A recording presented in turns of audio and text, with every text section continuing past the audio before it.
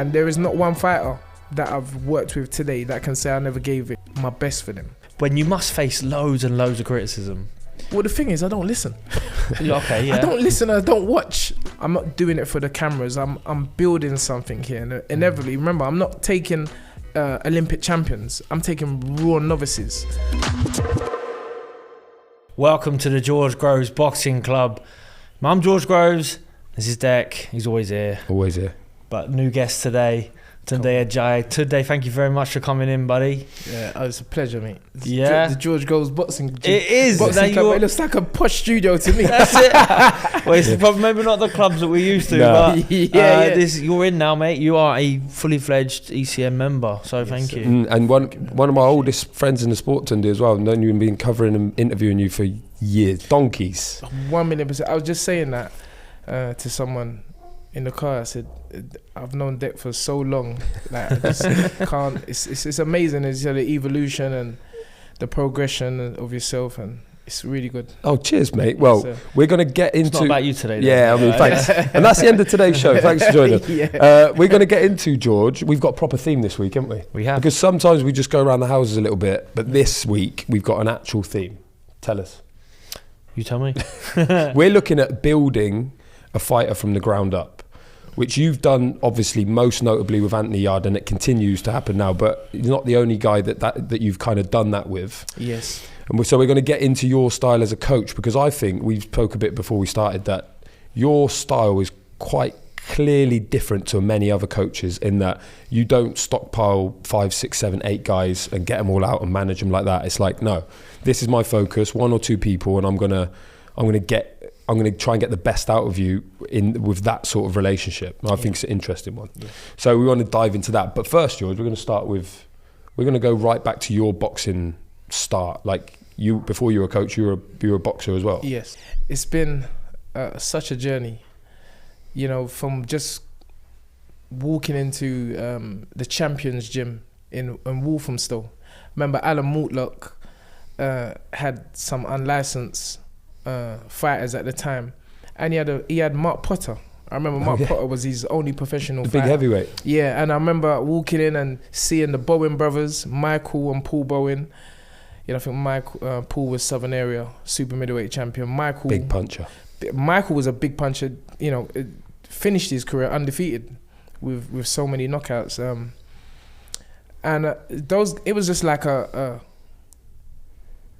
it's that magic to me. I was like, wow, this is what you mean. You punch people, you get paid money. I was like, what?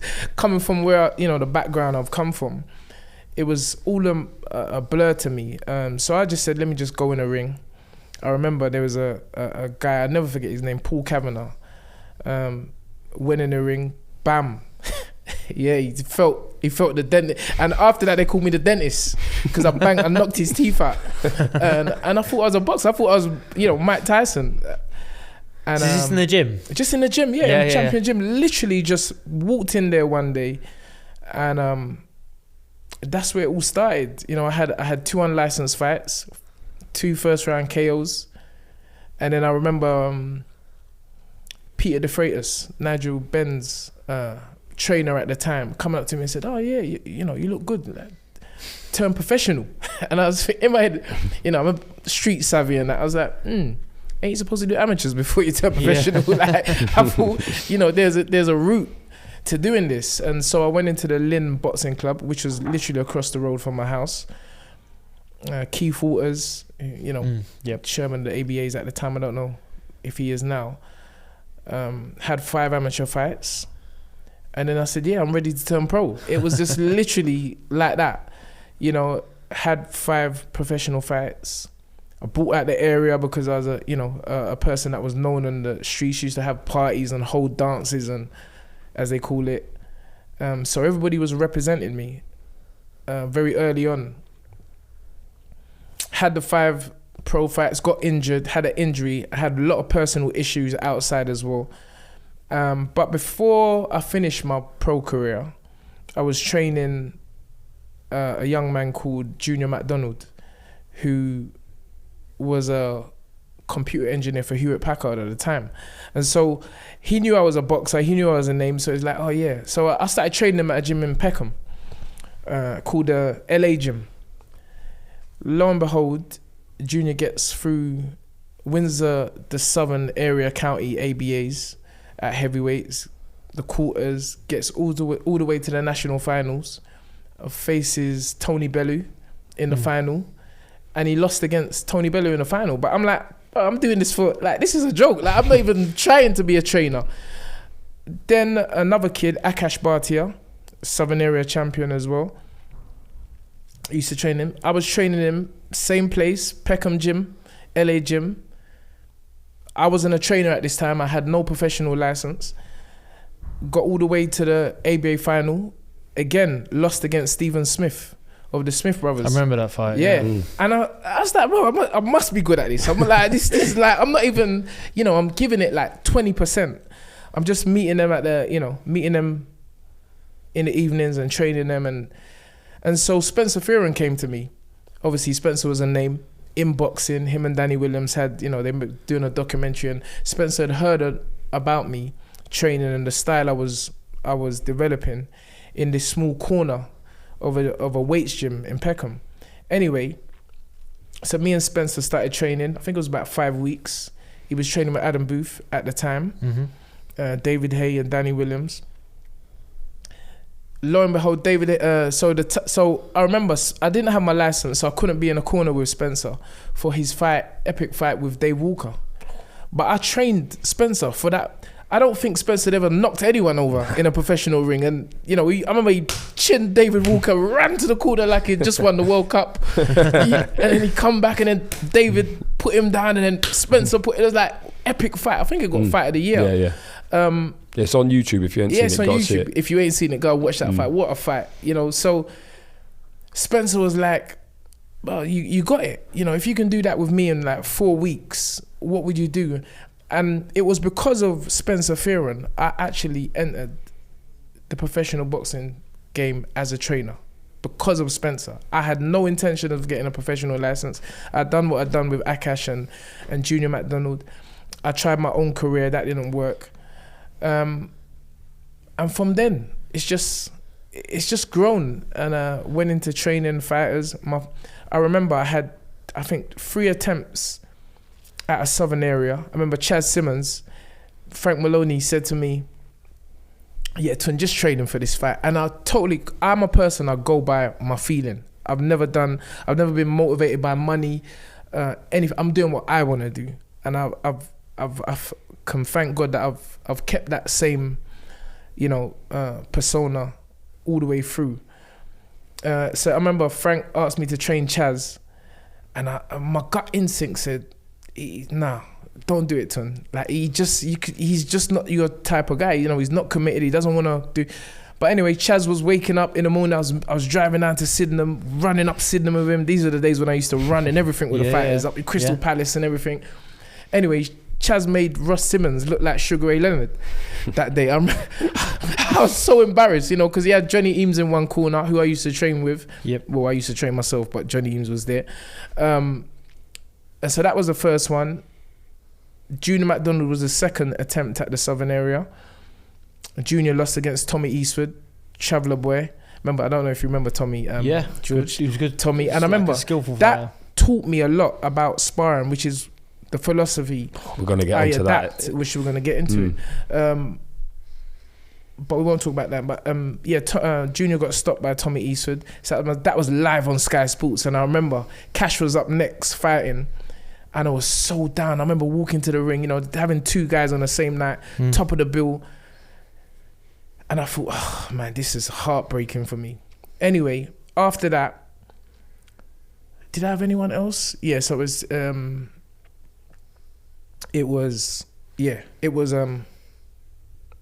Junior McDonald lost, Chaz Simmons lost, and then Kurt wasn't for this. So then after that, I had 3 Southern Area champions back to back.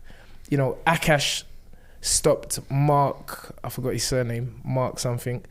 Tony Salem, who had been knocked out by who's the Olympics? Courtney Fry. Do you remember that? I remember Tony Salim. Yeah, he was on the squad when he was on squad. And everyone was ranting and raving about Tony Salim, the new Sugar Ray Leonard, or the new Roy Jones, the Nigerian Roy Jones, because he came over with that Nigerian squad, Olusegun, Larry. So there's 3 of them. So he got knocked out. He walked into the gym. I said, "Oh, uncle, please train me. Obviously, he's a guy who's just been stopped by a Commonwealth gold medalist." So again, I took on that challenge. Boom. Wins the Southern Area title. Tony Salim walks into the gym the next day. I've arrived. We don't need Frank Warren no more. And I was like, mate, I don't move like that. Like, you know, the people that helped you come up, you stay with them regardless, win, lose or draw. And so I felt there was a, there was a certain loyalty that was owed to Frank for getting him that fight. Yeah. Especially coming off of a loss. You're a pro boxer, yep, and you're just helping out these guys, yes, but they're having success. Yes. Do you know why that was? Do you know, like, what was you bringing to the table there and then? Did you already have your training philosophies in you? Yes. And what were they? Not in me. I didn't have them in me. What is, I was so studious. Anything I've ever done in my life, that's a lie. I was about to say anything. yeah, that's a lie. But once I found boxing, I was like, I'm going to do this hook, line and sinker. And I would watch tapes over and over again. And then I devised a system of combinations. And then I wrote a dossier, like over 50,000 combinations, like a 10,000 page book of combinations. And so I would do that with the fighters. You know, I remember we used to have one called the Cotto. We used to have the Hopkins.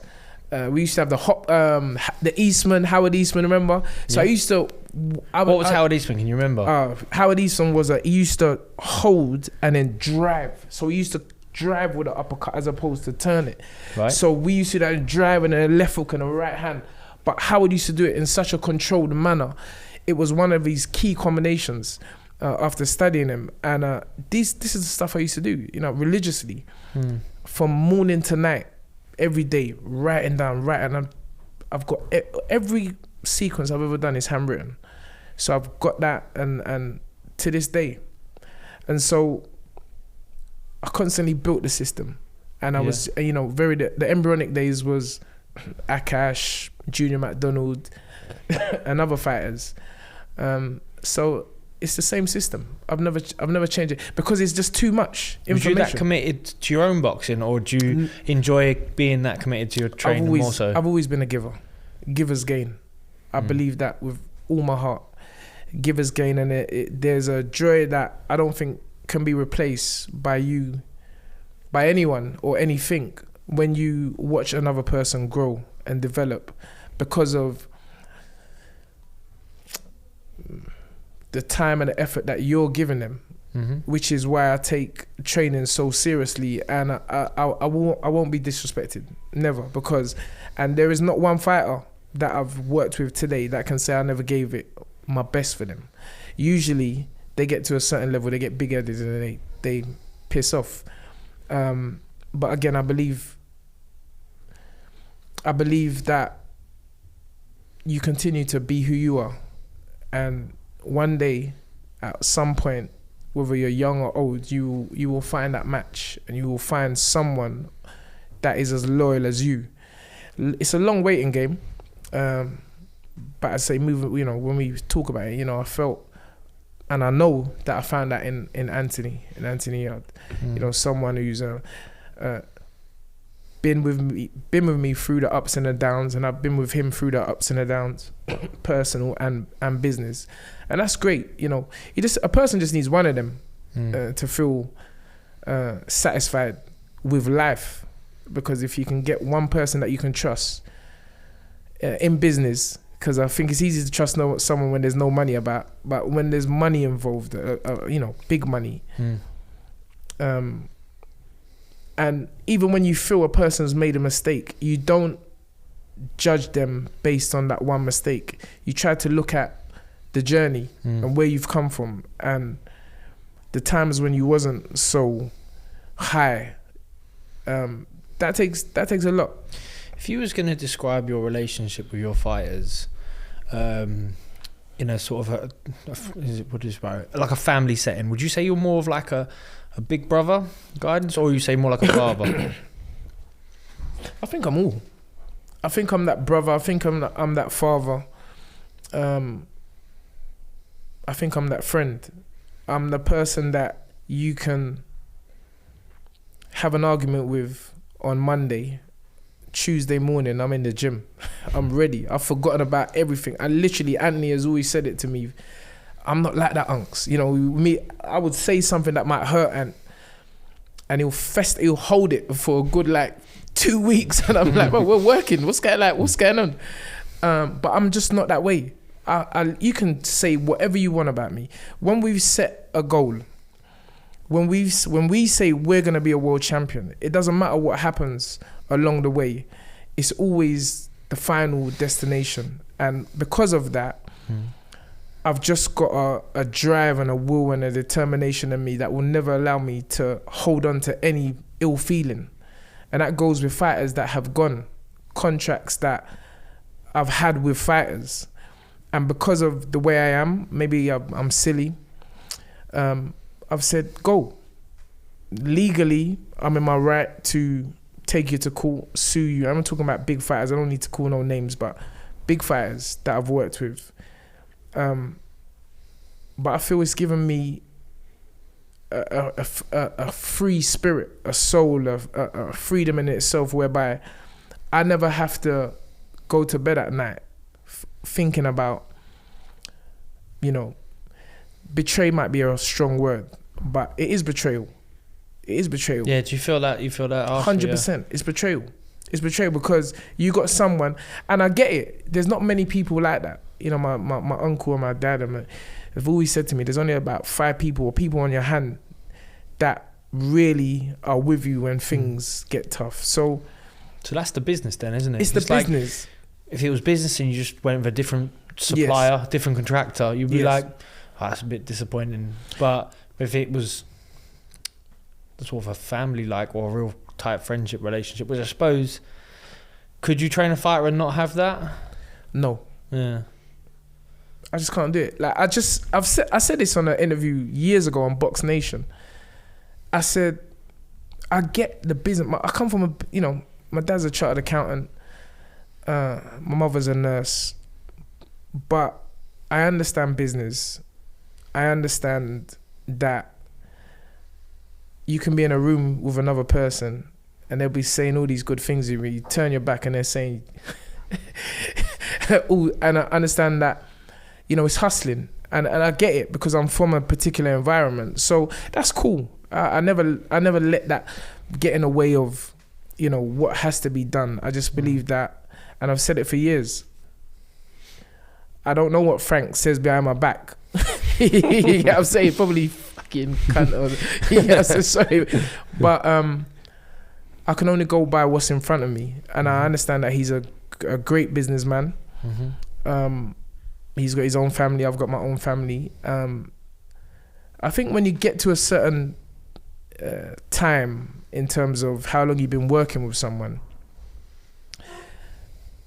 you kind of expect certain things, but I think anyone would be naive to think that business is not business, and I get that now more than ever. I've had to get burnt a few times in the past, but I understand that. But I don't let that. I feel the relationship with fighters is different to promoters, managers, and everything like that. Even though I am a manager, but I just feel that with individuals, boxers, these young men only have a protracted period of time. As a trainer, you can go on and on and on. So the fighter always has to do what's best for them. But I feel it's great when you got a trainer that wants the best for the fighter as well. Because ultimately the fighter is going to have people in their ears and everything like that, always trying to say there's a better deal here, there's a better deal there. But the fighter must inevitably do what's best for him. Let's go back to the start of the Anthony Yard story. Now, as I understand it, Tunde, he turned up in the gym, asked you to train him, and you said, go away and win something. Yeah, 100%. Because I had so many people at the time. Like, I was training so many fighters. Like, people would come to, like, obviously there's this new kid doing these Mayweather pads as everyone was knocking me and everything like that. So the gym was packed, literally. And I don't know why, because I don't really I had never said that to anyone else. I never said go away and win something. But such was the demand. You know, I remember I had so many fighters in Peacock Gym at that time. And O'Hara came and I was like, yeah, win something. So, and being the stubborn guy he is, like, cool. You know, but little did I know that at this time, Anthony was like stopping kids in the amateurs. But I just was so focused on what I was doing and my dreams. I didn't really inquire about what he was doing. It was just that question. And he done that. He went away, won the box cup, stopping everybody, and he, you know, brought back the medal and said, yeah, would you train me now? I said, yeah, listen, I'll see you tomorrow morning, 5 a.m. I don't know how I got this boy to the gym at 5 a.m. because he definitely ain't coming to the gym at 5 a.m. now, which I would love if he did, but that's never been Anthony. He's always been a cool dude. You can't rush him for nothing. And yeah, that was the beginning of it. And we trained, we trained for about 2 years before he even turned pro. Because after about 18 months, I was like, you know, I was taking him around sparring. I remember he sparred Chris Eubank Jr. You know, he was even sparring DeGale, James DeGale. And I just thought he was ready. And he said, Unks, just give it a little bit more time. Let me just wait. So again, you got to admire that. Someone who knows what he wants in his career. So another 6 months. And then, yeah, he turned professional. And it's been a magnificent journey so far. But you have a lot of unconventional methods. Is that fair to say? You know what? That's not an attack. No way. Do you know what I mean? No way. And the question behind that is, like, obviously you've got your formula for what you think makes success, and you have the courage and the confidence to pull it off as such. When you must face loads and loads of criticism. Well, the thing is, I don't listen. Okay, yeah. I don't listen, I don't watch. Like, I've said this from the beginning. If you got time to worry about what people are saying, you really are not working.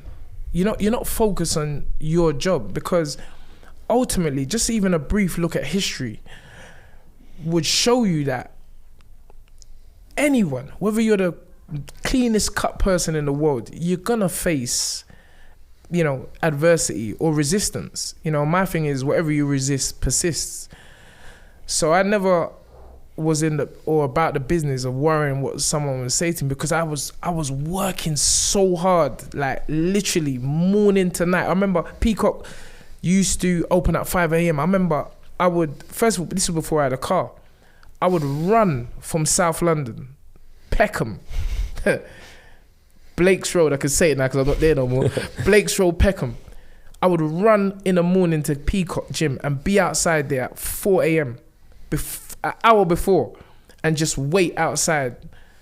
The gym would open at 5 and I would literally stay in the gym till 9 p.m. at night. Every day, watching boxing. You know, the guys would come and meet me in the gym and I'd be sleeping at the top there. And going back to what you were saying about unconventional, I really don't think it is. Like, like, for example, Anthony Yard trained with you for 2 years with no bouts. No, that's unconventional, yeah? That is very unconventional, because, you know, these so-called top trainers, they want ready-made packages. They want ABA champions. They want Olympic gold medalists and everything like that. That was never my journey. There's no hatred or, you know, I'm not sitting down saying, oh, why ain't they coming to me or anything like that, because I just don't feel, I feel everyone has their own journey. It just so happened that I've always been a hard worker, and I like seeing people develop. Not so much today. Now I feel like I've done my 10,000 hours. You know what I'm saying? Yeah. That was just the first year. I've done my 10,000 hours, and I've earned the right to have people come to me above a certain level. But again, I went against my own words and will recently by picking up Joe again. Joe only had 12 amateur fights, same like Anthony. and he's 4-0 now, and I'm working with him day in, day out, and that's definitely unconventional. Yeah. So, is it better in some ways to get him like brand new? Like there's no good habits, but there's no bad habits. You can mold them in your own. Yeah, you build the foundation. Design. Yeah, there's always bad habits because they can't box. You know what I'm saying? They can't box. Like they think they can box. They watch a few Mike Tyson and Floyd Mayweather tapes, but they can't box. If you've got a pro who's been pro 7 years, and he's got 3-4 years left, and he comes to you, he's already fully set in his ways, isn't he? And that's got to be tough to unpick and break down. No, or would you just? would you still do it? I'll find that the easiest thing. I've done it, and if you look at the guys that I've done at that level,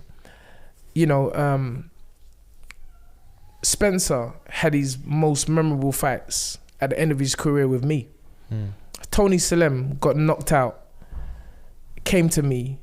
This talking about a person who was in the Olympics or what have you, came to me, and he was a Southern Area champion in his first fight. I just believe I've got a system that can reprogram and rewire their whole mind very quickly.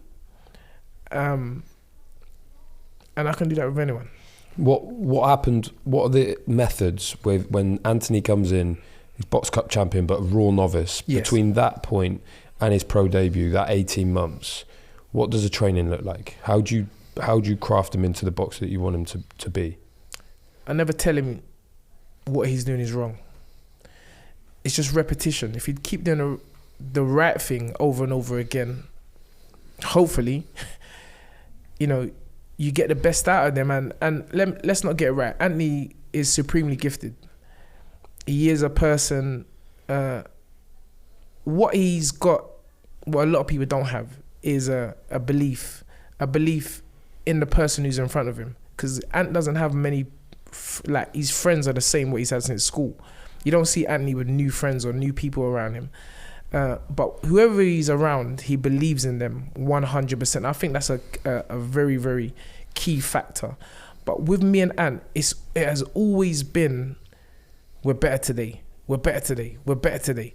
Okay, we lose in Russia. All right, cool. We got it quicker than anyone else.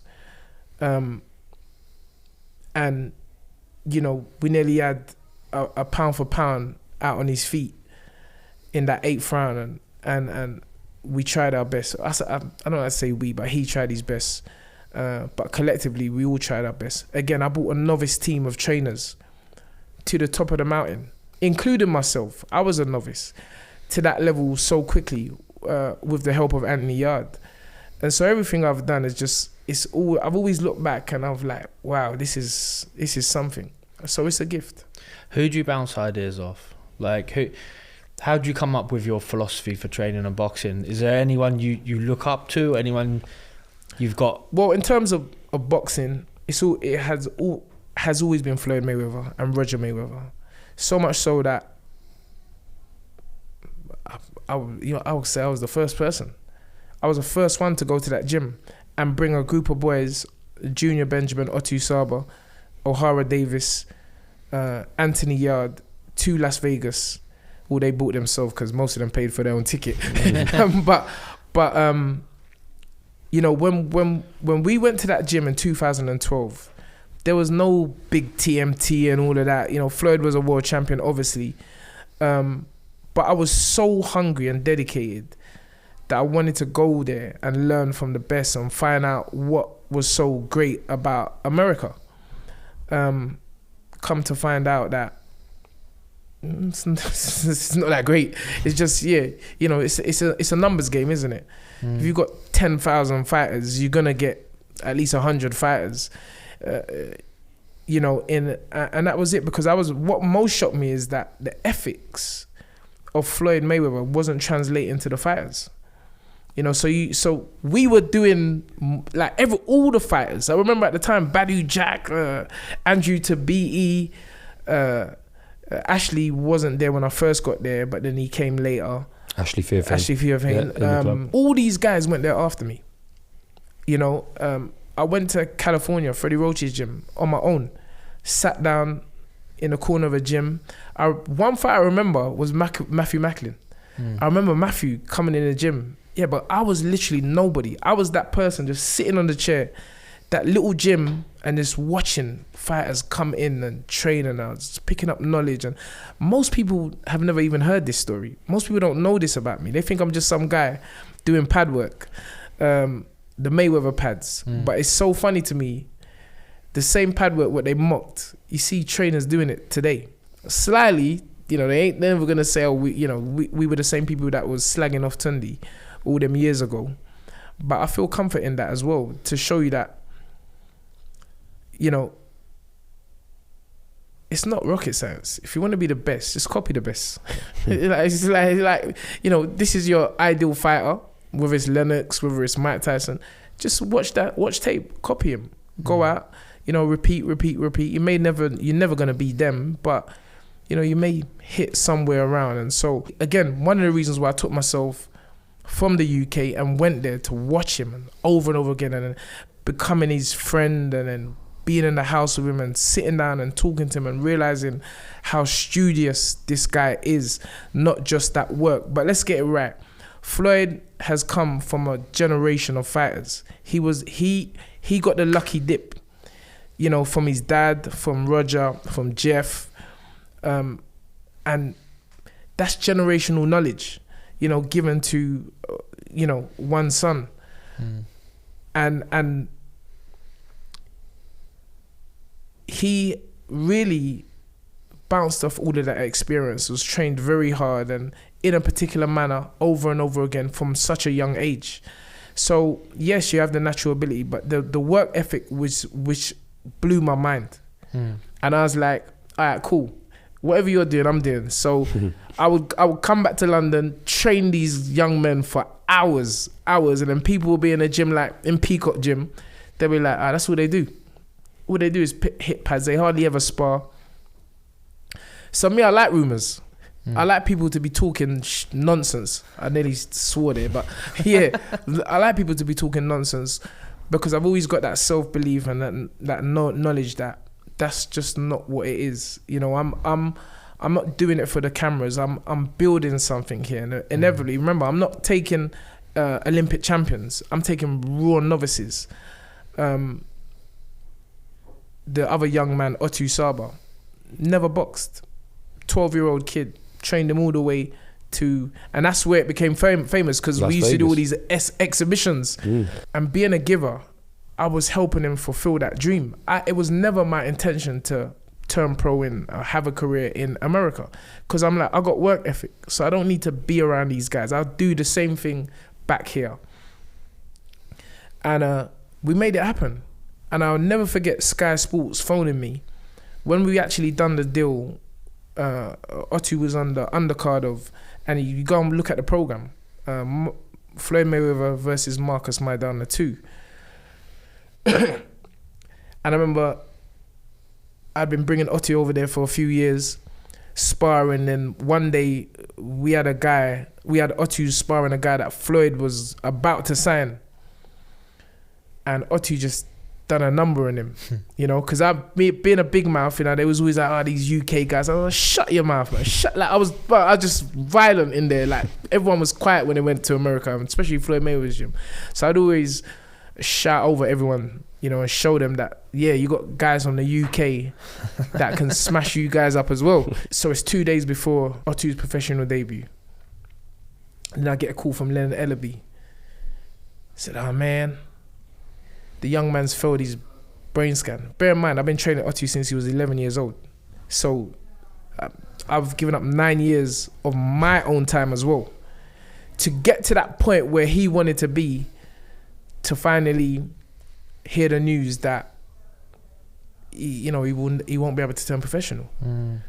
I emptied my bank account, spent money to do private tests. I was like, no,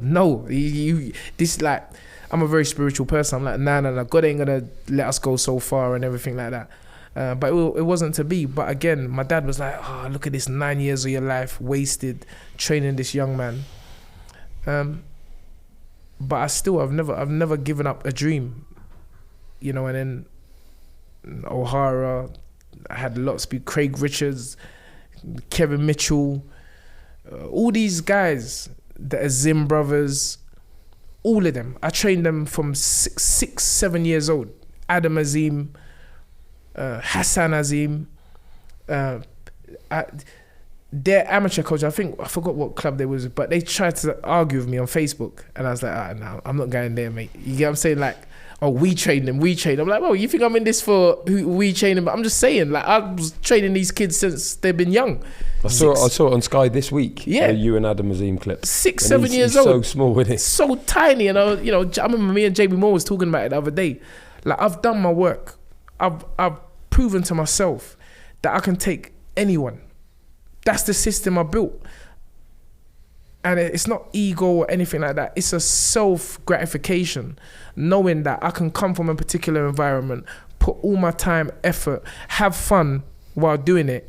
And I remember with Anthony in Peacock Gym, people was always slagging me off, and they're never gonna get anywhere, and you should leave that gym and go and somewhere else, because the hatred was so much. The hatred against me was so much. But like, being a stubborn person, I'm like, I don't care. Do you get what I'm saying? I'm gonna show you that I'm gonna prove in this gym that I can take someone to the top of the mountain, and we did it. Did you and Anthony have any conversations like that when it was lots of pressure coming from outside circles saying, he needs a new trainer, I know, Ant always told me. Ant's I've watched Anthony grow from 19 years old, 20 years old to now he's 32 or 31 or 32. And Ant always says to me, Unks, you don't know the amount of people that have been in my ears. He would never tell me, because I just go down there and fly kick who's ever trying to, The hatred that you spoke of is so true. I don't think there's been a trainer in this country who got hated more, which is quite weird. And at the time I remember thinking, fucking hell, I know Tunde, like, I don't understand this, but it was something that you had said, or the way that you would, I think it was about, and we'll go straight into this now, I think it was about the sparring thing. Like, yes. It was around that time, and it was before the Kovalev fight, I believe, when it came out that you went, I don't believe in sparring. I don't think Anthony should be sparring. Yes. Talk us through that, because people said, again, like Mayweather, people said, he says that, but he doesn't actually mean it, because behind closed doors, they still do normal sparring. What's the truth? Well, that's the joke, George and Dick. Yeah. Like, listen, to this day, if you look on Ant's social media and my social media, all we do is laugh and crack jokes. We make boxing look so enjoyable. People don't even think we train. Like, they just think it's messing about. To this day, that is really just the thought process amongst everyone. And me and Anthony was having this interview with Danny Flexen. Obviously, Dan, I know Dan, innit? So, like, I just literally cracked a joke. I'm like, he don't need a sparring partner. I'm his best sparring partner. Because if he can beat me, because I'm active, he can beat the dentist. He can beat anyone in the world. Yeah. I've developed this system. Can't tell me nothing. Like, no one ain't even got this. So if Anthony Yard can beat me in sparring, he can beat anyone in the world. It was a joke. Years later, even the other day, I'm listening to these American podcasters. Man, that Tunde, man, he ruined Anthony Yard, man. He don't even spar. So I'm like, all right, cool. And that's the difference between me and all these guys you see doing pads and doing it for show. The proof's in the pudding. That who have they trained to a certain level? Where? I think the greatest person, God rest his soul, was Coach Rick. But again, it shows Anthony was sparring at the time. Come on, George. I don't leave this. You work this out. And that's why I started to say. But I think you're so maverick. You're so unpredictable. Yeah, I can see that. If anyone said to me, which trainer said this, and who do you believe? I say, well, it was probably because he does his own thing. Yeah. I'm like, all right, cool. And I didn't hear the line that you said he only spars me. Yeah. Because that sounds a little bit more of a joke. You're like, if you can get through me, you get through the dentist, and I would have got that. But if it was just like, Anthony Yard just doesn't spar. I remember, I can't remember what it was, but someone asked me, going, is that a good idea? And I'm like, well, each to their own. But personally, I think the sparring's not a bad idea. Yeah, you know but my thing was like, all right, cool. So if we don't spar and we've got to the top of the mountain twice from nothing, well, then everyone would better stop sparring. You know what I'm saying? That was how I rationally thought about it. But I just think that it shows more what most people have in their hearts. Why would you be jealous and envious and why would you speak negatively about someone who obviously is working very hard, because you reap what you sow. You wouldn't have become a world champion if you didn't put your whole mind, body, spirit into becoming a world champion. It's the same way Anthony Yarde would not have, and yes, the world title still evades us, or him personally, but I know how hard Anthony works because I work with him. I'm in the gym with him every day. Listen, even more recently, you go and ask the Commonwealth Games gold medalist of this year. You go and ask him how sparring was with Ant. Anthony's not a joke. Anthony, and he does never spar like which is one thing I don't allow anyway. Before we have a break, I wanted to touch on one fight in particular. You mentioned the Kovalev fight, yes, which obviously nearly stops Kovalev, ends up getting stopped himself. A good up and down fight. Yes. But most recently, so that's one Russian killer that he's had to box for his first world title fight. His second one comes against the other one. Wow. Artur Beterbiev or Beterbiev. Yes. For the world title in London. Again, like, what a fight. What a fight. It gives as good as he gets. Obviously, he ends up getting stopped. But talk us through how you prepare for a fight of magnitude. Bearing in mind, you've had Anthony since he was a raw novice, and now he's got one of, pound for pound, biggest punches, one of the biggest beasts the division's ever seen. And he has to try and beat him for his world title. Yes. Like, how do you set about doing that? Again, it's the individual challenging herself. Just like the first fight, we were going to get stopped in 2 rounds. 3 rounds, just not that level. And I know it's funny when people talk about experience. Well, we've already fought Kovalev. We've got experience. And he's had 27 wins, 26 knockouts. The reason why the others have got knocked out, not because they're easy fighters, is because Anthony, unless it's a certain level, he ain't getting challenged. All these British boys, with all due respect, they can't test Anthony Yarde. He's just too explosive and too calm and composed and has a tremendous boxing IQ. But you got to challenge yourself. You got to find out if you're really it. That's what I personally believe. I mean, a lot has changed now. As we were seeing, fighters just taking a check. Like, you seeing KSI and all these boys making all this money. You're like, well, what am I doing all this? what am I going through all of this for? But again, everybody's journey and story is different. This is the journey which he has chosen as a fighter and which I've chosen as a trainer.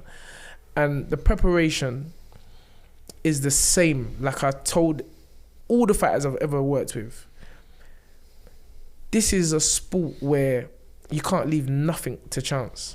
You have to prepare diligently. You have to put everything you got and know into it.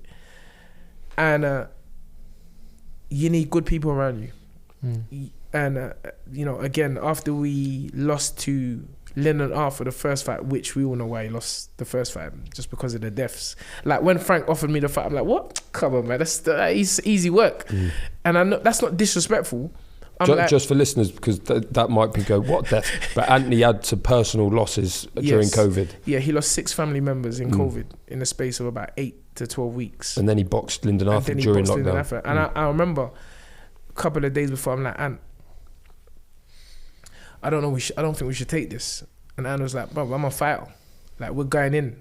Because it's always a joint decision between me and Anthony. And sometimes I might have a bit of doubt. Sometimes he might have a bit of doubt. But when we collectively say we're going in, we're going in. And so there was never ever excuses per se. I felt Anthony won the fight anyway. Because the scorecards were so indifferent. But we'd never been in that position where we've gone 12 rounds. And so that was good. That got ticked off. But that weren't Anthony in the first fight. And so, again, I have to come in under a lot of barrage, leave the trainer, this, that. Me and Anthony was like, cool. We're going to show you what time it is. Like, you're going to show you that you on this level and we're on that level. And me and Anthony, let me put Anthony aside, because Anthony, I know he trained like no other. Me, I never slept. I probably was having about 3 hours sleep every day, because I'm saying, you guys are not going to test us, this one. I'm going to show you that Anthony Yarde is a special fighter. And you saw what happened in the rematch. I mean, going back to what you're saying in terms of preparation, it's always nothing changes from the very beginning. Ant was training like a demon from when he was an amateur. 2 years before turning pro, training with me as an amateur, because that's all I expect. I won't allow a fighter that's around me to be sub or below what I know is inside of him. And oftentimes it takes a coach, a teacher, a trainer to bring that out of an individual. Sometimes the fighter doesn't know he's got it. Sometimes me as a trainer, I'm putting so much into them, I'm not getting nothing back. So when they're inevitably left on their own, which is where they're going to be in a ring, Tunde steps out and the pads is all good and everything, but you know what? I'll be on this side of the ring and I'll let you go. Ultimately, it's the fighter. And again, perception. All these years, people thought I'm making it all about me. After that Better Be a Fight, to see the headlines, the whole, even remember Dean Ollerton, who's, again, such a beautiful human being, that's helped me personally all the way through my boxing journey, like yourself, Dick. He's like, we were sitting on the same table, he's like, it's all changed. And imagine that one night in defeat, the whole landscape on the thinking, well, not everyone, because you can't change everyone, but the way I'm perceived in the boxing world has changed based on the decision I made to stop the fight. Because, and then shortly after, Ben Davison done it with Lee Wood. But I feel, again, I set a precedent there at a high level in this country for putting my fighters' health and well-being first before. Because I remember people were messaging me on Instagram, you want to hear what they were saying in the crowd? I told you he needs a new fighter. He should have let Ant go. And Ant would have fought on. These guys have been boxing since they're 6 years old, 7 years. Anthony started boxing when he's 19 years old. And more than 3/4 of that career has been with me. And me as a trainer, I don't have no generational heritage to look back on or feed on or get. I'm the first. We're all myself, Anthony, we're doing this for the first time. We don't have a blueprint to follow. Everything is just study. Go back and do it. Study. Trial and error. Study. So, yeah, it's just been wonderful. George, remind me again, how I become an elite club member? Well, get a GGBC cap. Done. What else? Well, you could wear the hoodie. Anything else? Well, have you got a water bottle? Anything else? You could get a print for the wall. It's cost me a fortune. Anything else? Well, this is what it takes to be elite, Deck. Does that mean I'm in the club now? Nearly. One last thing. Just hit the follow button in your podcast app. Welcome to the club, Deck. Oh, we'll have a push and a pull, mate.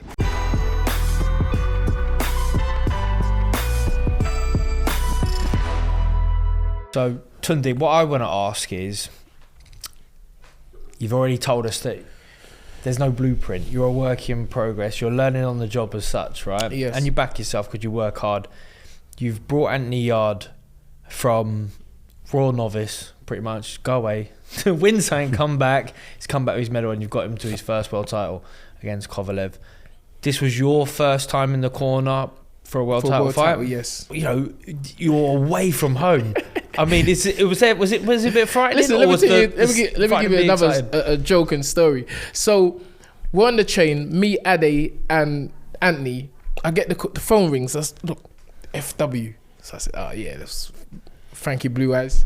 Boom. What's going on, Frank? Yeah, Ton, there's this fight. Yeah, Kovalev. I'm like, yeah, all right, cool. We're there. Then I look at, and I goes, where is he? He goes, you gotta go Russia for it. So I look at Ade and Ant, and there goes, Unks, I know you're on this God thing, but bro, we need a couple man. It's like, we need a couple man with us. Yeah. Like, guys who's strapped and everything like that. Because you can't be just walking into Russia and everything like that. And I'm like, no. God's with us. We don't need no one. And I can see the both of them thinking, but let me just get... Rocky So I really hope Hope God's with you there. I think so I'm like, nah, I'm telling you, man, don't worry. We got this. This is all aligned. Like, this is our time. Like, we don't need to worry about nothing. We got this far, having this faith. Why would we worry about going to Russia? Little did I know it was Chelyabinsk where, you know, killings and stuff like that. But anyway, we rode on faith. Me and Ant, you know, business class. Nice. Get to the airport. The luggage gone. No luggage. Start. In business class, only 2 black guys on the flight and our business. So that's when, again, experience. You're starting to know the games that go on at that level of the sport. You know, get to the hotel, no hot water, no food for us. It was just, there's so much things that went on prior to that fight night that went on, which we never ever spoke about. You know, don't worry, you weren't the first. Yeah, you won't be the last. Yeah, and because it doesn't just happen in Russia. I heard the story. It happens everywhere. Yeah, I heard the stories. But again, it's just that faith thing, and we you know, we went in and fight night came, and Ant was good and I was good. I can't say that there was any visible nerves for myself, and because we just had this confidence. Remember, we was unbeaten at the time. It was like, this is how the story was supposed to go and is going, and there's no way, you know, I'd never seen people talking about stamina issues. I'd never seen Ant get tired in sparring sessions. I'd never even seen him get tired when we're pushing him and doing fitness tests and stuff like that. So, but again, I learned a lot about boxing that night as well. You know, the occasion, the atmosphere, all of that plays a massive factor on your stamina, because it's your mental thinking and the IQ. So Yard hurts Kovalev. Yeah. What's happening for you though in the moment? Are you making these calculations at warp speed? It wasn't about what he was going to do, it was what we was going to do to him. But I know my guy, because that's why I think it's important for a trainer to know their fighter and know, you know, where they're at any particular time. And I feel that can only be found out when you're with someone or with a trainer or with a fighter for a long period of time. And me and Ant, we've been together from the start. We was together for 2 years before he actually turned professional. So I know Anthony. So I knew the now famous empty the tank. I had a lot of commentators using that word now. I think you got that from me. Like, you empty the tank. Yeah, I never heard anyone saying empty the tanks before, but you know, that empty tank was like, I know Anthony's a fighter. I know we're in Russia as a coach. I know we're not going out points. So it's like, we're either going to go for it or we're not going to go for it. And it's so funny that the criticism that I received for saying that to Anthony at that particular time, that's the round everyone talks about. Yeah. No one ain't talking about the 11th round when he inevitably, you know, he lost. It was that moment in time, because that's the magic in it. That's the moment there. You want to see a fighter go for it. And I don't want to mention any names, but you need that as a fighter sometimes. You need someone to bring that out of you. Otherwise, you just stay there and you just take a beating. You know, you get stopped or you get beaten up and you don't feel that you've gone there and given it your all. And I feel me making that call on that night and me making a call on the Beterbiev night is the two right calls. You know, one saved them for another day, and one was, let's go for it. This is what we want. This is what we're here for. This is what you tell me that you want inevitably. It's a life-changing win. It's a life-changing, and this is the moment. That's why I knew when to say it. You know, he trusted me. He went for it. He knew. Again, when I say he trusted me, Ant knows himself. Should we get the feature in? Yeah, speaking of emptying the tank. I think it's time for the feature, George. Well, I got to a feature. Yes. Right, it's George's. George has done this. This is George's. Best one yet. Is it the best we've ever done? Best one we've ever done. Okay, we had some good names flying around as well. Yeah. So it's always a pun on the guest's name. Yes. What do we go for, George?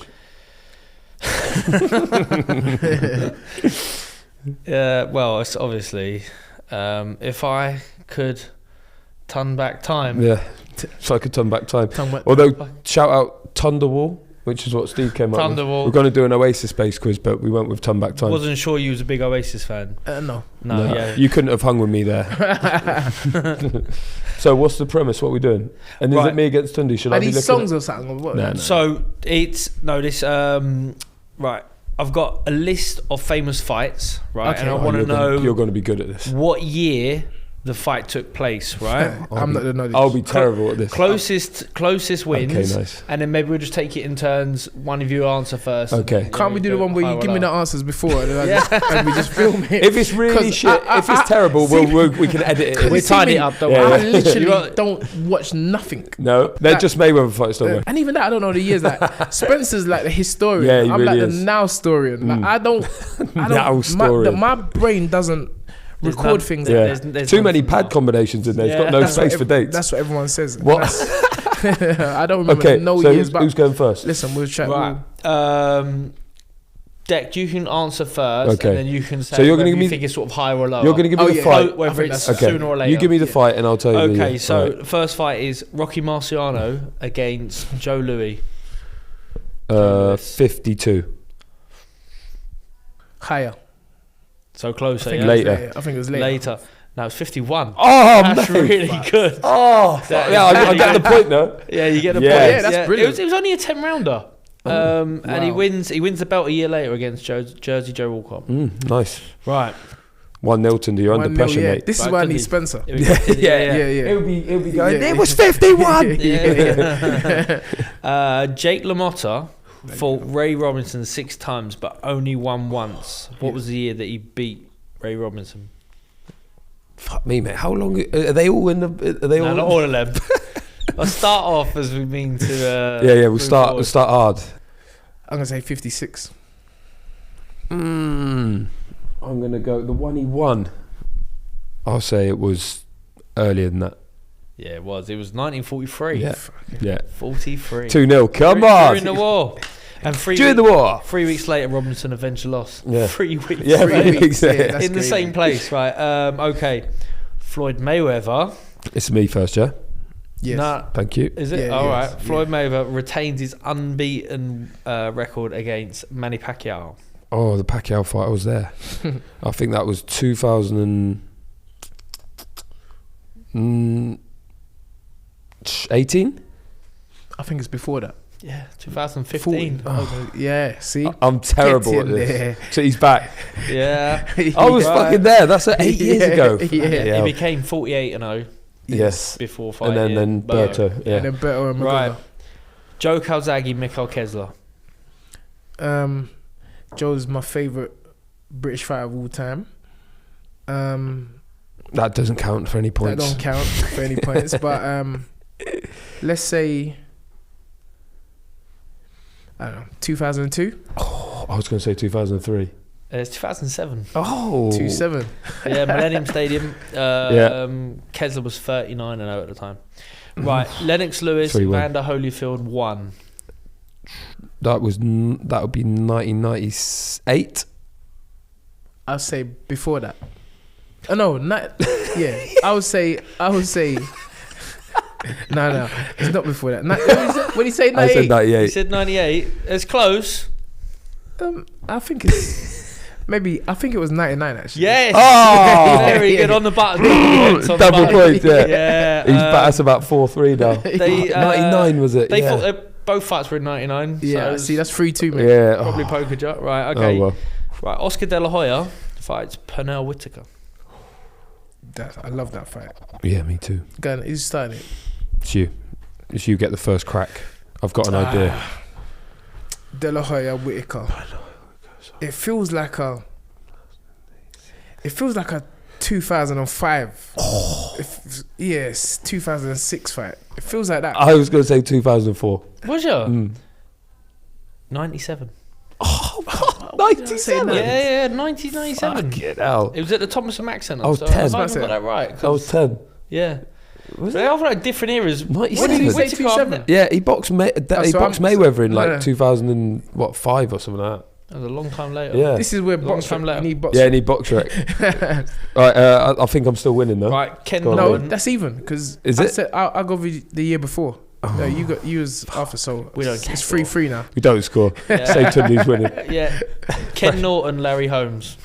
77. Ken Norton, Larry Holmes.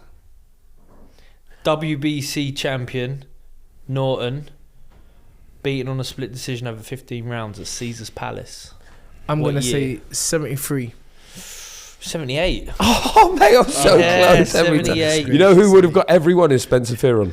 He would got everyone. Even If though he all the didn't, dates. Yeah. He can't be calling himself the knowledge. No. can he? I can't believe I think it's 78. Okay, what's Right. next? It's you now, Tunde. Anthony Yard's debut. 2015. Yeah. I was going to say that as well. Wembley Arena. Yeah, because that's my business. Yeah, he knows that one. My business, I would Etched. never. Etched in his mind. Yeah. Right.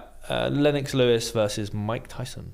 That was if the Holyfield ones were 90, that was 2001. I'm gonna say 96. It's 2002. What's No, about? it was, and then Lewis boxed Klitschko. That was it. Yeah, and that was it. 2002. That That was. I thought he boxed Klitschko in 2-2. So then Tyson was before in Memphis in 2001. But Nope.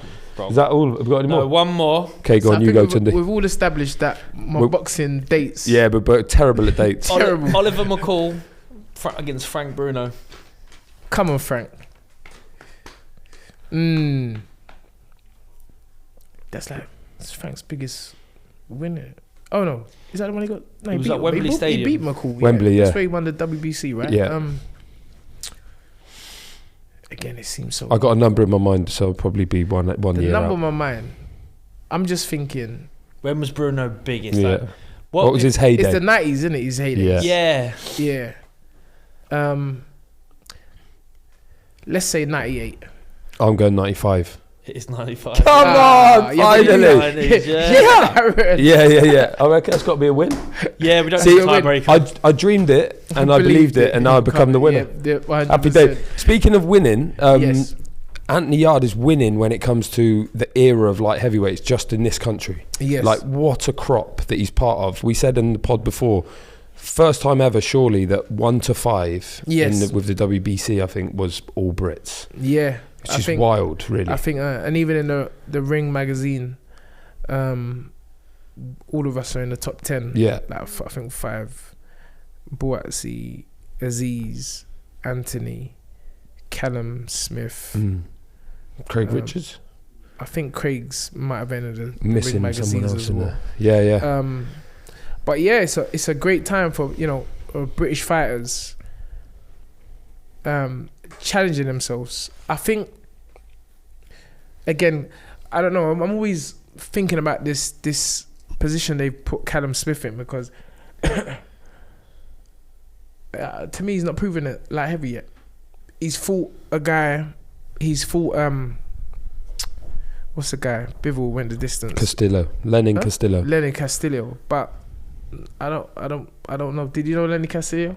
No, I knew it from the Bivol fight. Yeah, and then he fought a guy that refused to fight us, Bowdeleek. Leak. And again, that's a lot of people don't realise. When people say Ant's not fighting no one, they're not queuing up to fight Ant. And Think you can beat him? it's going to be tough because In Montreal. the way in Montreal, and the fact that I wasn't happy with his performance against Canelo. I don't feel he didn't show the grit. Like, you go in there and you fight, and but I know Callum Smith can fight. I know he's a good fighter. So again, occasion, it's Canelo in it. So you don't know how people are gonna react when they get in there. But I know Canelo cannot punch like Arthur Beterbiev, and I feel that mentally, Arthur is one of the strongest fighters today. It's not the age, it's his mindset. That Terminator mindset. It's like when you put him down, he's like, alright, cool, I was messing about. Now I'm going to switch a level. How long can he keep doing that at the age of 40? Age is a number. Hopkins, age is a number for certain individuals. Again, people talk about Ant ain't fought no one. You look at common opponents. We've got common opponents. Callum Smith went the distance with Nemes Patty. Ant brutalised Nemes Patty in 4 rounds. Chicken patty, he called him. Yeah, patty. Yeah, he patty. got the patty that night. Yeah, Jamaican patty. He got that night. And so it's good because you start when the fights match up, you look at the comparisons and what they do and what they possibly can do. Callum, obviously, unified champion. I think it was Ring Magazine champion. I think that was your last fight. Yeah, so you don't want to talk about Callum. That's all right. yeah. But good fighter. Probably was a light heavyweight from the beginning, to be honest with you. Yeah, I think he was. He must have been tight at that super. He's and big, you as well. You're guy. massive. Yeah, I was tight at the weight. Yeah. And that might have been why he's been sometimes a little bit off. And then maybe that's why the performance against Canelo wasn't quite there. Do you know what I mean? Yeah, and he took it at short notice as well.